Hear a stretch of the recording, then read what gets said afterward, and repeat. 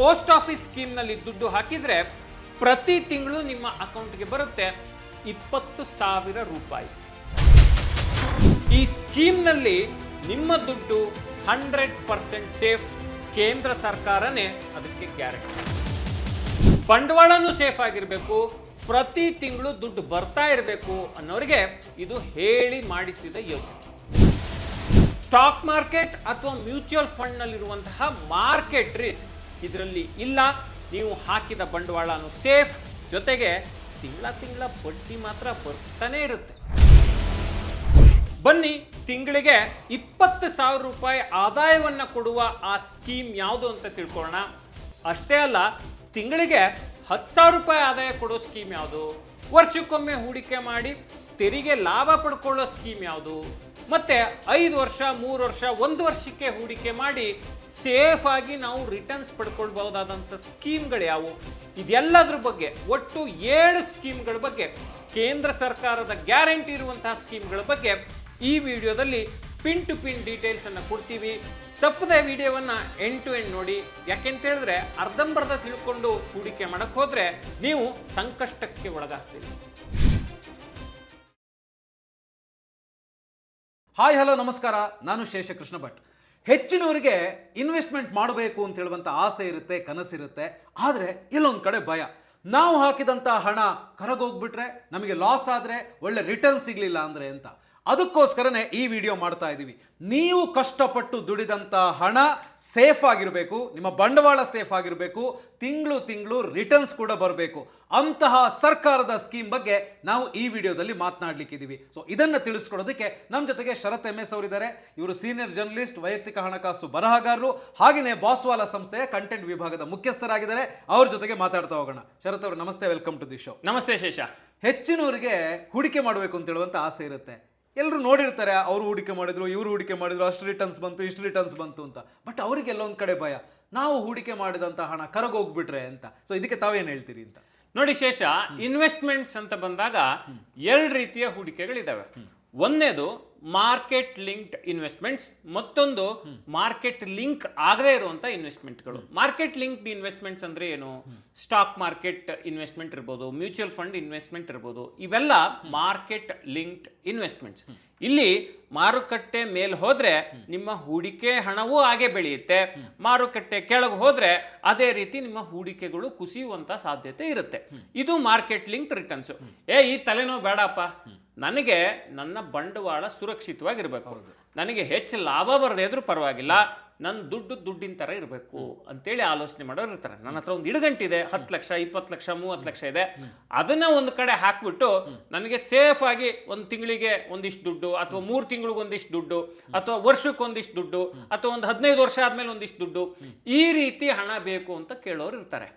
ಅವ್ರಿಗೆ ಯಾವ್ದಪ್ಪ ಬೆಸ್ಟ್ ಅಂತ ಹೇಳಿದ್ರೆ ನಾನ್ ಮಾರ್ಕೆಟ್ ಲಿಂಕ್ಡ್ ಇನ್ವೆಸ್ಟ್ಮೆಂಟ್ಸ್. ಯಾವುದು ಅಂತ ಹೇಳಿದ್ರೆ ಈ FD ಇರ್ಬೋದು, ಪೋಸ್ಟ್ ಆಫೀಸ್ ಇನ್ವೆಸ್ಟ್ಮೆಂಟ್ ಸ್ಕೀಮ್ ಇರ್ಬೋದು.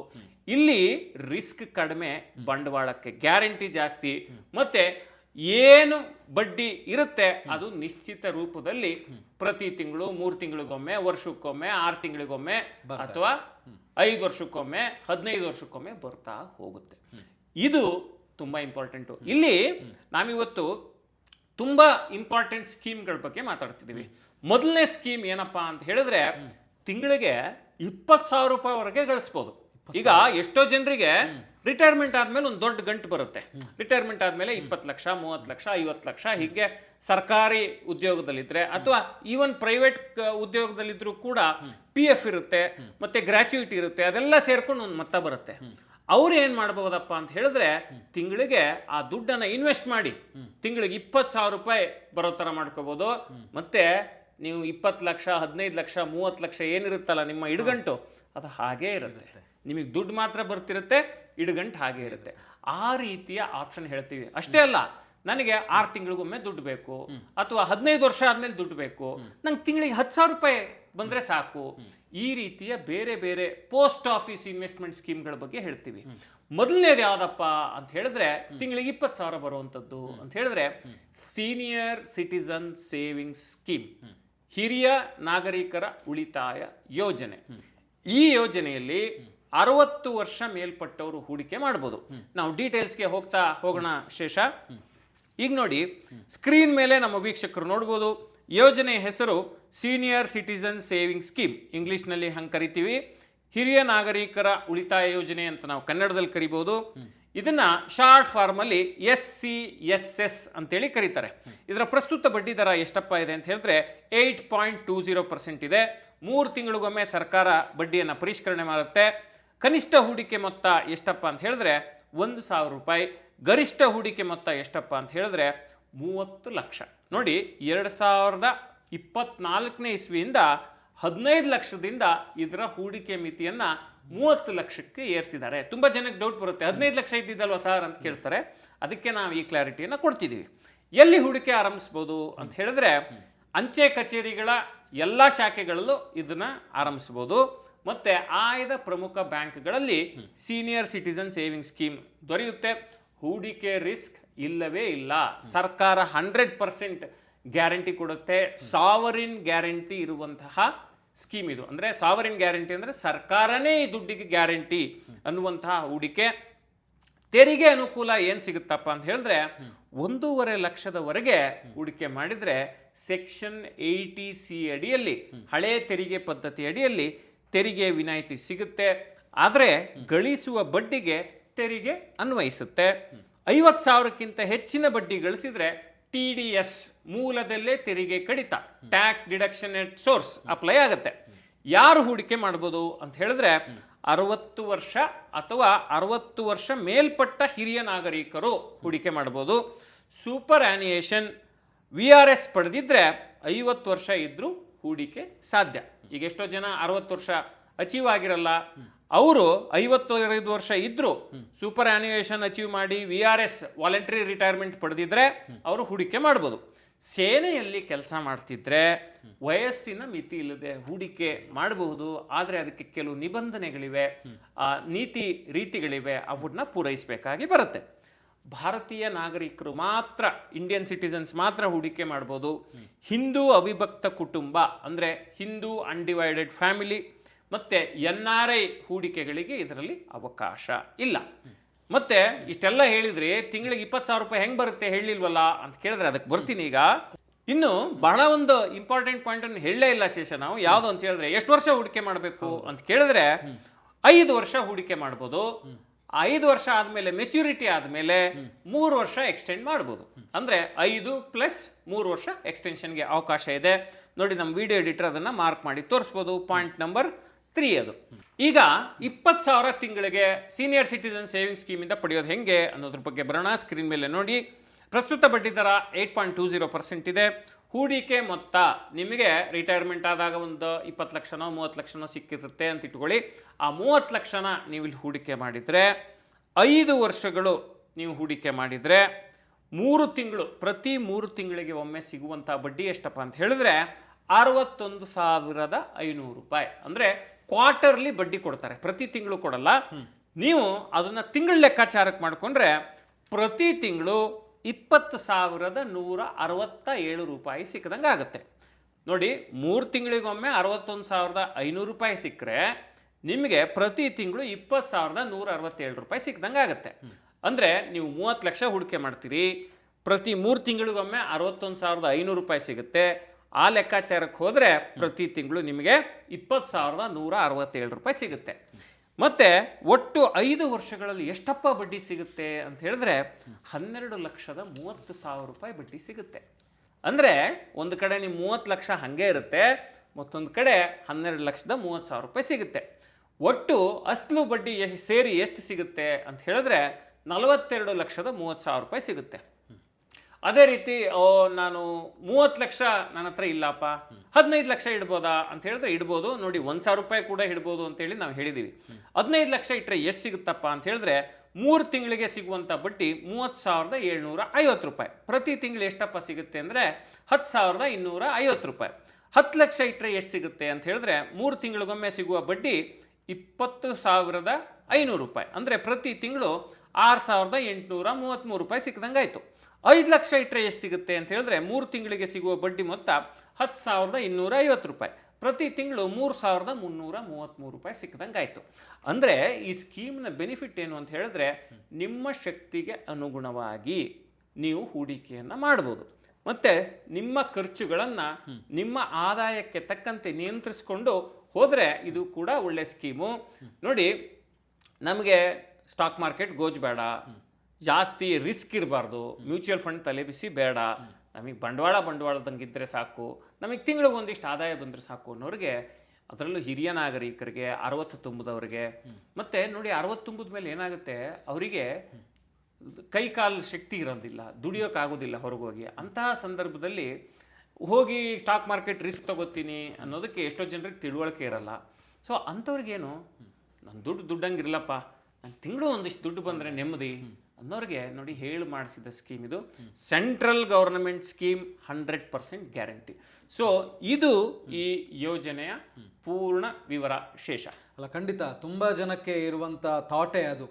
ನಾವು ಹಾಕಿದಂಥ ಬಂಡವಾಳ ಸೇಫ್ ಆಗಿರಬೇಕು, ರಿಟರ್ನ್ಸು ಒಂದು ರೇಂಜ್ಗೆ ಬಂದರೆ ಸಾಕು ಅಂತ ಹೇಳಿ. ಸೊ ಇದು ಅದ್ಭುತವಾದಂಥ ಯೋಜನೆ. ಆದ್ರೆ ಇಲ್ಲಿ ಏನ್ ಅರ್ಥ ಮಾಡ್ಕೋಬೇಕು ಅಂತ ಹೇಳಿದ್ರೆ, ತುಂಬಾ ಜನ ಕಾಮೆಂಟ್ ಮಾಡ್ಬೋದು, ಏನಪ್ಪಾ ಇದು ಇನ್ಫ್ಲೇಷನ್ ಅನ್ನ ಬೀಟ್ ಮಾಡಲ್ಲ ಅಂತ ಹೇಳಿ. ನೋಡಿ, ಎಷ್ಟೋ ಜನಕ್ಕೆ ಇನ್ಫ್ಲೇಷನ್ ಅನ್ನ ಬೀಟ್ ಮಾಡೋದು ಮ್ಯಾಟರ್ ಆಗಲ್ಲ. ಅಂದ್ರೆ ಎಷ್ಟೋ ಜನಕ್ಕೆ ಅಂದ್ರೆ, ನನಗೊಂದಿಷ್ಟು ಮೊತ್ತ ಇದೆ, ಹೌದು, ನನಗೆ ಬಂಡವಾಳ ಸೇಫ್ಟಿ ಬೇಕು ಅನ್ನೋರಿಗೆ ಇದು. ಇಲ್ಲ, ನಂಗೆ ಇನ್ಫ್ಲೇಷನ್ ಅಂದ್ರೆ ಬೆಲೆ ಏರಿಕೆಯನ್ನ ಮೀರಿ ಗಳಿಸಬೇಕು ಅಂತ ಹೇಳಿದ್ರೆ ಅರಿತು ಕಲಿತು ಸ್ಟಾಕ್ ಮಾರ್ಕೆಟ್ ಮ್ಯೂಚುವಲ್ ಫಂಡ್ ಕಡೆ ಹೋಗಬೇಕು. ಇಲ್ಲಿ ಅದಕ್ಕೆ ಅವಕಾಶ ಇಲ್ಲ, ಇದಕ್ಕೆ ಅಲ್ಲಿ ಆಸ್ಪದ ಇಲ್ಲ. ಪೋಸ್ಟ್ ಆಫೀಸ್ ಇನ್ವೆಸ್ಟ್ಮೆಂಟ್ ಸ್ಕೀಮ್ ಬಗ್ಗೆ ಇನ್ನಷ್ಟು ಮಾಹಿತಿಯನ್ನ ಕೊಡ್ತೀನಿ. ಆದ್ರೆ ಅದಕ್ಕಿಂತ ಮುಖ್ಯವಾದ ಒಂದು ವಿಚಾರವನ್ನ ನಾನೀಗ ಹೇಳೋದಿದೆ. ಅದೇನಪ್ಪ ಅಂದ್ರೆ ಹೆಲ್ತ್ ಇನ್ಶೂರೆನ್ಸ್. ನಿಮ್ಮ ಕುಟುಂಬದ ಪ್ರತಿಯೊಬ್ಬರಿಗೂ ಹೆಲ್ತ್ ಇನ್ಶೂರೆನ್ಸ್ ತಗೊಳ್ಳಿ. ಯಾಕೆ ಅಂತ ಹೇಳಿದ್ರೆ, ದುಡ್ದಿದ್ದ ದುಡ್ಡನ್ನೆಲ್ಲ ಸಂಕಷ್ಟ ಕಾಲದಲ್ಲಿ ಆಸ್ಪತ್ರೆಗೆ ಕಟ್ಟೋ ಬದಲು ದುಡ್ದಿದ್ದ ದುಡ್ಡಲ್ಲಿ ಸ್ವಲ್ಪ ಹಣವನ್ನು ಇನ್ಶೂರೆನ್ಸ್ಗೆ ಕಟ್ಟಿದರೆ ನಿಮಗೆ ಸಂಕಷ್ಟದ ಕಾಲಕ್ಕೆ ಅನಾರೋಗ್ಯ ಉಂಟಾದಾಗ ಅದು ನೆರವಿಗೆ ಬರುತ್ತೆ. ಮತ್ತು ನಿಮ್ಮ ಇನ್ವೆಸ್ಟ್ಮೆಂಟ್ಗಳು ನಿರರ್ಗಳವಾಗಿ ಮುಂದೆ ಸಾಗಬೇಕು ಅಂತ ಹೇಳಿದ್ರೆ ಹೆಲ್ತ್ ಇನ್ಶೂರೆನ್ಸ್ ಕೂಡ ಇಂಪಾರ್ಟೆಂಟು. ಯಾಕೆ ಅಂತ ಹೇಳಿದ್ರೆ, ನಿಮಗೆ ಕಷ್ಟ ಆದಾಗ ನಿಮ್ಮ ಹತ್ರ ಹೆಲ್ತ್ ಇನ್ಶೂರೆನ್ಸ್ ಇಲ್ಲ ಅಂದರೆ ನೀವು ಹೂಡಿಕೆ ಮಾಡಿದ ದುಡ್ಡನ್ನೆಲ್ಲ ವಾಪಸ್ ತಗೊಂಡು ಆಸ್ಪತ್ರೆಗೆ ಕಟ್ಟಕ್ಕೆ ಹೋಗ್ತೀರಿ. ಅಂಥ ತಪ್ಪು ಆಗಬಾರ್ದು ಅಂದರೆ ಹೆಲ್ತ್ ಇನ್ಶೂರೆನ್ಸ್ ಬೇಕೇ ಬೇಕು. ನೋಡಿ, ಡಿಸ್ಕ್ರಿಪ್ಷನಲ್ಲಿರುವ ಲಿಂಕನ್ನು ಬಳಸಿ ನೀವು ಹೆಲ್ತ್ ಇನ್ಶೂರೆನ್ಸನ್ನು ಖರೀದಿ ಮಾಡಿದ್ರೆ ಹತ್ತತ್ರ 25% ಡಿಸ್ಕೌಂಟ್ ಸಿಗುತ್ತೆ. ಅಷ್ಟೇ ಅಲ್ಲ, ತಿಂಗಳಿಗೆ 400ರಿಂದ 500 ರೂಪಾಯಿ ಖರ್ಚು ಮಾಡಿದ್ರೆ ಹತ್ತಿರ 1 ಕೋಟಿ ರೂಪಾಯಿವರೆಗೆ ಕವರೇಜ್ ಸಿಗುತ್ತೆ ನಿಮ್ಮ ಏಜ್ನ ಆಧಾರದ ಮೇಲೆ. ಮತ್ತು 51 ಇನ್ಶೂರೆನ್ಸ್ ಕಂಪನಿಗಳ ಪ್ರಾಡಕ್ಟ್ಗಳನ್ನು ಕಂಪೇರ್ ಮಾಡಿ ಬೈ ಮಾಡುವಂಥ ಅವಕಾಶ ಇದೆ. ಸಂಕಷ್ಟ ಕಾಲದಲ್ಲಿ ಅಂದರೆ ನಿಮಗೇನೋ ಅನಾರೋಗ್ಯ ಆಯಿತು ಅಥವಾ ಇನ್ನೇನೋ ಸಮಸ್ಯೆ ಆಯಿತು ಅಂದಾಗ 30 ಮಿನಿಟ್ಸ್ ಕ್ಲೇಮ್ ಸಪೋರ್ಟ್ ಕೂಡ ಇಲ್ಲಿ ಸಿಗುತ್ತೆ. ಇನ್ಯಾಕೆ ತಡ, ಆದಷ್ಟು ಬೇಗ ಹೆಲ್ತ್ ಇನ್ಶೂರೆನ್ಸನ್ನು ತೆಗೆದುಕೊಳ್ಳಿ. ನಿಮ್ಮ ಕುಟುಂಬದ ಸಂಕಷ್ಟ ಕಾಲದ ಆಪ್ತ ಮಿತ್ರ ಯಾವುದಪ್ಪ ಅಂತ ಹೇಳಿದ್ರೆ ಅದು ಹೆಲ್ತ್ ಇನ್ಶೂರೆನ್ಸ್. ಡಿಸ್ಕ್ರಿಪ್ಷನಲ್ಲಿರೋ ಲಿಂಕನ್ನು ಬಳಸಿ ಆದಷ್ಟು ಬೇಗ ಹೆಲ್ತ್ ಇನ್ಶೂರೆನ್ಸನ್ನು ಖರೀದಿ ಮಾಡಿ. ಸೊ ನಾವಿಲ್ಲಿ ಸೇಫೆಸ್ಟ್ ಸ್ಕೀಮ್ಗಳ ಬಗ್ಗೆನೇ ಮಾತನಾಡೋದು. ಸೊ ಒಂದು ಸ್ಕೀಮ್ ಬಗ್ಗೆ ತಿಳಿಸ್ಕೊಟ್ರಿ. ಇನ್ನು 2025 ಹೂಡಿಕೆ ಮಾಡಬಹುದಾದಂಥ ಇನ್ನೊಂದು ಸ್ಕೀಮ್ ನೀವು ಹೇಳೋದಿದ್ರೆ? ಖಂಡಿತ ಶೇಷ. ಈಗ ನೋಡಿ, ಕೇಂದ್ರ ಸರ್ಕಾರ ಬೇಟಿ ಪಡಾವೋ ಬೇಟಿ ಬಚಾವೋ ಅಂತೇಳಿ ಒಂದು ಸ್ಕೀಮನ್ನು, ಅಂದರೆ ಸುಕನ್ಯಾ ಸಮೃದ್ಧಿ ಯೋಜನಾ ಸ್ಕೀಮನ್ನು ತಂತು. ಇದರ ಪ್ರಸ್ತುತ ಬಡ್ಡಿ ದರ ಎಷ್ಟಪ್ಪ ಇದೆ ಅಂತ ಹೇಳಿದ್ರೆ, ಇದು 10 ವರ್ಷದ ಒಳಗಿನ ಹೆಣ್ಮಕ್ಳಿಗೆ ಮಾತ್ರ ಅನ್ವಯ ಆಗುತ್ತೆ. ಇದರ ಪ್ರಸ್ತುತ ಬಡ್ಡಿ ದರ ಎಷ್ಟಪ್ಪ ಇದೆ ಅಂತ ಹೇಳಿದ್ರೆ 8.20%. 3 ತಿಂಗಳಿಗೊಮ್ಮೆ ಬಡ್ಡಿ ಪರಿಷ್ಕರಣೆ ಆಗುತ್ತೆ. ಕನಿಷ್ಠ ಹೂಡಿಕೆ ಮೊತ್ತ 1 ವರ್ಷಕ್ಕೆ 250 ರೂಪಾಯಿ, ಗರಿಷ್ಠ ಹೂಡಿಕೆ ಮೊತ್ತ 1.5 ಲಕ್ಷ. ಹೂಡಿಕೆ ಅವಧಿ 15 ವರ್ಷಗಳು. ಹೂಡಿಕೆ ಎಲ್ಲಿ ಆರಂಭಿಸಬಹುದು ಅಂತ ಹೇಳಿದ್ರೆ ಅಂಚೆ ಕಚೇರಿ, ಆಯ್ದ ಪ್ರಮುಖ ಬ್ಯಾಂಕ್ಗಳು. ಹೂಡಿಕೆ ರಿಸ್ಕ್ ಇಲ್ಲವೇ ಇಲ್ಲ, ಸರ್ಕಾರನೇ ಗ್ಯಾರಂಟಿ, ಸಾವರಿನ್ ಗ್ಯಾರಂಟಿ ಇದೆ. ತೆರಿಗೆ ಅನುಕೂಲ, ಸೆಕ್ಷನ್ 80C ಅಡಿಯಲ್ಲಿ 1.5 ಲಕ್ಷದವರೆಗೆ ತೆರಿಗೆ ವಿನಾಯಿತಿ ಸಿಗುತ್ತೆ. ಹೂಡಿಕೆ ಆರಂಭದ ವರ್ಷ 2025ರಲ್ಲಿ ನೀವು ಆರಂಭಿಸಿದ್ರಿ ಅಂತ ಹೇಳಿದ್ರೆ, ಹೆಣ್ಣು ಮಗುವಿನ ವಯಸ್ಸು 1 ವರ್ಷ ಅಂತ ಹೇಳಿದ್ರೆ 2040ರಲ್ಲಿ ಹೂಡಿಕೆ ಮುಕ್ತಾಯ ಆಗತ್ತೆ. ಮತ್ತೆ ಹೂಡಿಕೆ ಮೆಚುರಿಟಿ ಯಾವಾಗ ಆಗತ್ತಪ್ಪ ಅಂತ ಹೇಳಿದ್ರೆ 2046ಕ್ಕೆ, ಅಂದರೆ ಹೆಣ್ಣು ಮಗುವಿಗೆ 21 ವರ್ಷ ತುಂಬಿದಾಗ ಇದು ಮೆಚುರಿಟಿ ಆಗುತ್ತೆ. 15 ವರ್ಷಗಳಲ್ಲಿ ಒಟ್ಟು ಹೂಡಿಕೆ 22.50 ಲಕ್ಷ ಹೂಡಿಕೆ ಮಾಡಿದ್ರೆ, ಅಂದರೆ ನೀವು 15 ವರ್ಷಗಳಲ್ಲಿ 22.5 ಲಕ್ಷ ಅಂದರೆ ಹತ್ತತ್ರ 1.5 ಲಕ್ಷ ಪ್ರತಿ ವರ್ಷ ಹೂಡಿಕೆ ಮಾಡಿದ್ರೆ 69,27,000 ರೂಪಾಯಿ ನಿಮಗೆ ಸಿಗುತ್ತೆ ನಿಮ್ಮ ಹೆಣ್ಣು ಮಗುವಿಗೆ 21 ವರ್ಷ ಆದಾಗ. ಆದರೆ ಇಲ್ಲಿ ನೀವು ಇನ್ಫ್ಲೇಷನನ್ನು ಗಮನಿಸ್ಕೋಬೇಕು. ಇದೊಂದೇ ಹೂಡಿಕೆ ಅಂತ ಆಲೋಚನೆ ಮಾಡಬಾರ್ದು, ಬೇರೆ ಹೂಡಿಕೆಗಳಿಗೂ ಕೂಡ ಗಮನವನ್ನು ಕೊಡಬೇಕು. ಮತ್ತು ಇಲ್ಲಿ ಏನಂತ ಹೇಳಿದ್ರೆ, ನಮಗೆ ಏನೋ ಅರ್ಜೆಂಟ್ ಇದೆ, ಪಾರ್ಷಿಯಲ್ ವಿಡ್ರಾ ಮಾಡ್ಬೋದಾ ಅಂತ ಹೇಳಿದ್ರೆ, ಹೆಣ್ಣು ಮಗುವಿಗೆ 18 ತುಂಬಿದ ಮೇಲೆ ಶಿಕ್ಷಣ ಅಥವಾ ಮದುವೆಯ ಉದ್ದೇಶಕ್ಕೆ ಹೂಡಿಕೆ ಮೊತ್ತದ ಮತ್ತೆ ಗಳಿಕೆ ಮೊತ್ತ ಎರಡನ್ನು ಸೇರಿ 50% ಅಮೌಂಟ್ ಅನ್ನ ವಿತ್ಡ್ರಾ ಮಾಡಲಿಕ್ಕೆ ಅವಕಾಶ ಇದೆ. ಅಂದ್ರೆ ಇಲ್ಲೇನು ಗಮನಿಸ್ಕೋಬೇಕು ಅಂತ ಹೇಳಿದ್ರೆ, ವರ್ಷಕ್ಕೆ 1.5 ಲಕ್ಷ ಹಾಕಿದ್ರೆ ನಿಮ್ಮ ಹೆಣ್ಣು ಮಗುವಿಗೆ 15 ವರ್ಷ ಹೂಡಿಕೆ ಮಾಡ್ತಾ ಹೋದ್ರೆ ಕೊನೆಗೆ 21 ವರ್ಷ ಆದಾಗ ನಿಮ್ಮ ಮಗುವಿಗೆ 69,27,000 ರೂಪಾಯಿ ಸಿಗುತ್ತೆ. 8.20% ಇಂಟ್ರೆಸ್ಟ್ ರೇಟ್ನಲ್ಲಿ. ಮತ್ತೆ ಸೇಫ್ 100% ಸೇಫು. ಸರ್ಕಾರನೇ ಗ್ಯಾರಂಟಿ. 2014ರಲ್ಲಿ ಕೇಂದ್ರ ಸರ್ಕಾರ ಜಾರಿಗೆ ತಂದಂತಹ ಯೋಜನೆ ಇದು.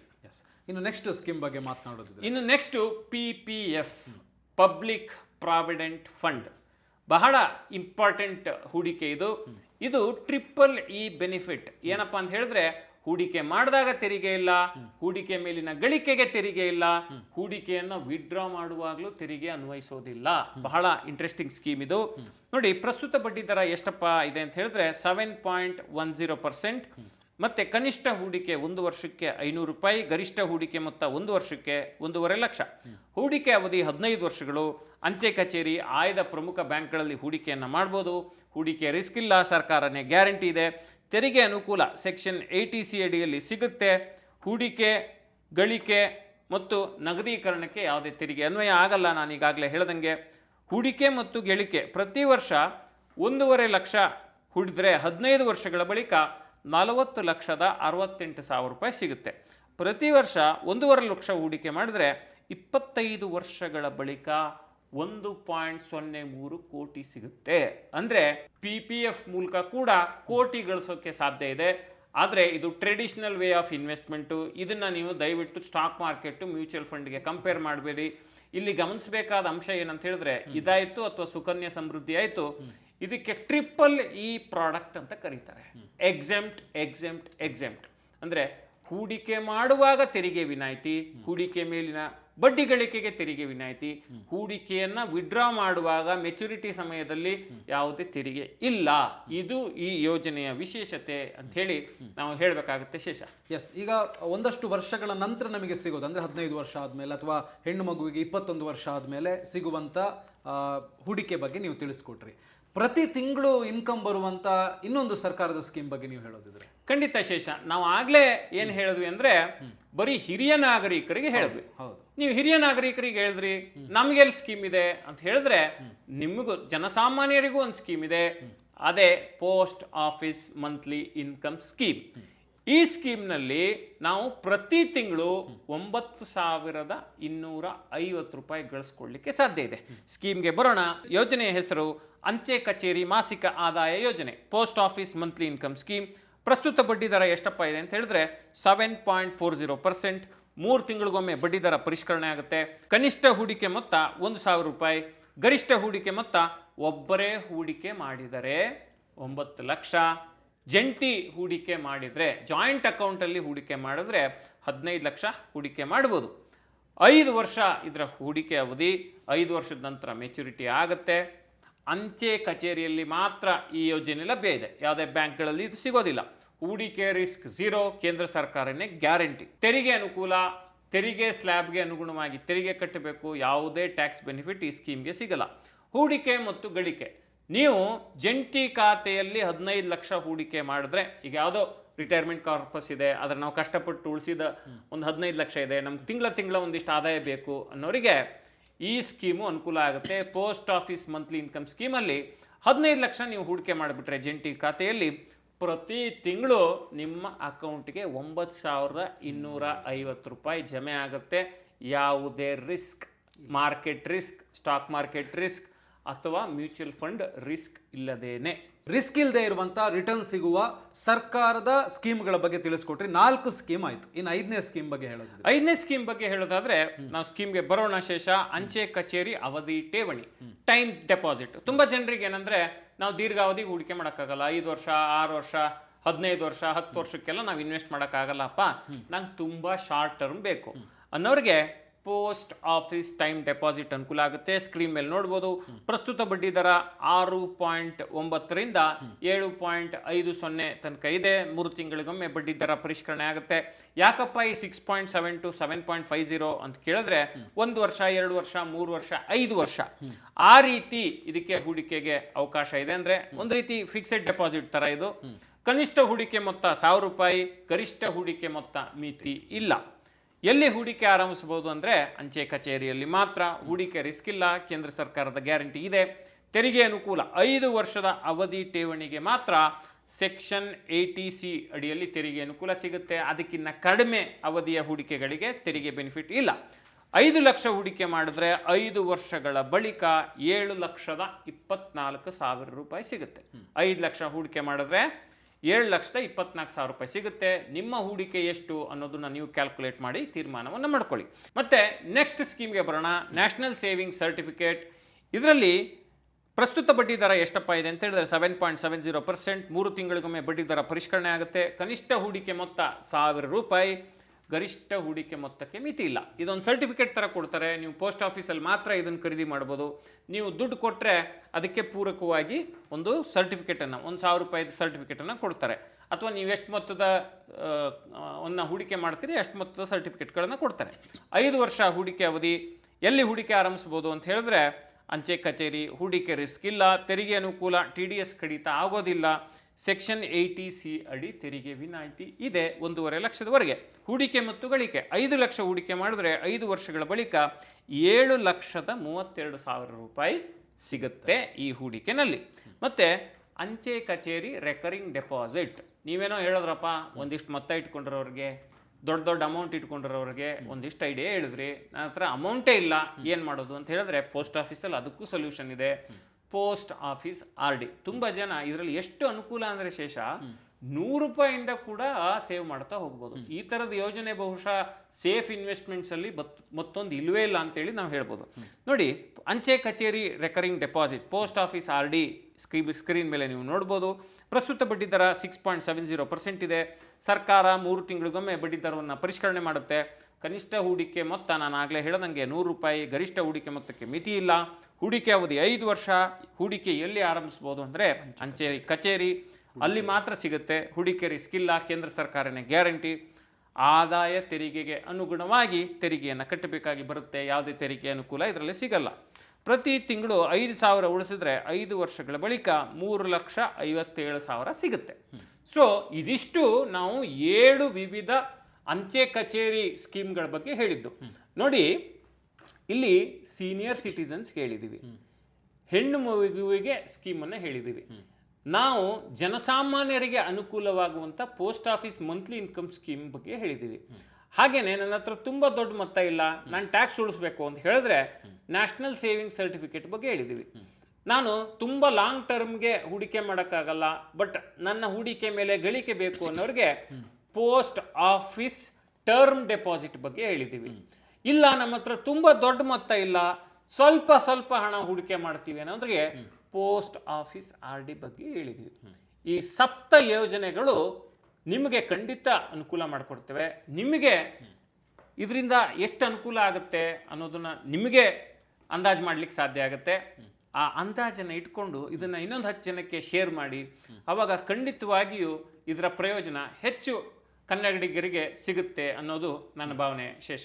ಥ್ಯಾಂಕ್ ಯು ವೆರಿ ಮಚ್ ಶರತ್ ಅವರೇ. ಬಹಳಷ್ಟು ಜನಕ್ಕೆ ಹೂಡಿಕೆ ಮಾಡಬೇಕು ಅಂತ ಹೇಳುವಂಥ ಭಯ ಇರುತ್ತೆ. ಈ ವಿಡಿಯೋ ನೋಡಿದ ಮೇಲೆ ಖಂಡಿತವಾಗ್ಲೂ ಭಯ ಹೋಗಿ ಈ ಸರ್ಕಾರದ ಸೇಫ್ ಸ್ಕೀಮ್ಗಳಲ್ಲಿ ಇನ್ವೆಸ್ಟ್ ಮಾಡಿ ಅವರು ಕೂಡ ಅದರ ಲಾಭವನ್ನು ಪಡ್ಕೊಳ್ಬೋದು. ಒನ್ಸ್ ಅಗೇನ್ ಥ್ಯಾಂಕ್ ಯು ಶೇಷ. ಸೊ ನೋಡಿದ್ರಲ್ಲ, ರಿಸ್ಕ್ ಇಲ್ಲದೆ ಇರುವಂಥ ಹೂಡಿಕೆಗಳು ಯಾವುದಾದ್ರು ಇದೆಯಾ ಅಂತ ಕೇಳುವಂಥವ್ರಿಗೆ ಈ ವಿಡಿಯೋದಲ್ಲಿ ಖಂಡಿತವಾಗ್ಲೂ ಉತ್ತರ ಸಿಗುತ್ತೆ. ಸೊ ನೀವು ಯಾವುದ್ರಲ್ಲಿ ಇನ್ವೆಸ್ಟ್ ಮಾಡ್ತೀರಿ ಅಂತ ಹೇಳೋದನ್ನ ಕಾಮೆಂಟ್ ಮಾಡಿ. ಸೊ ಇನ್ಯಾವುದಾದ್ರು ಸಬ್ಜೆಕ್ಟ್ ಬಗ್ಗೆ ವಿಡಿಯೋ ಮಾಡಬೇಕು ಅಂತ ಹೇಳಿದ್ರೆ ಕಾಮೆಂಟ್ ಮಾಡಿ. Thank you. Boss Wala. Be the boss.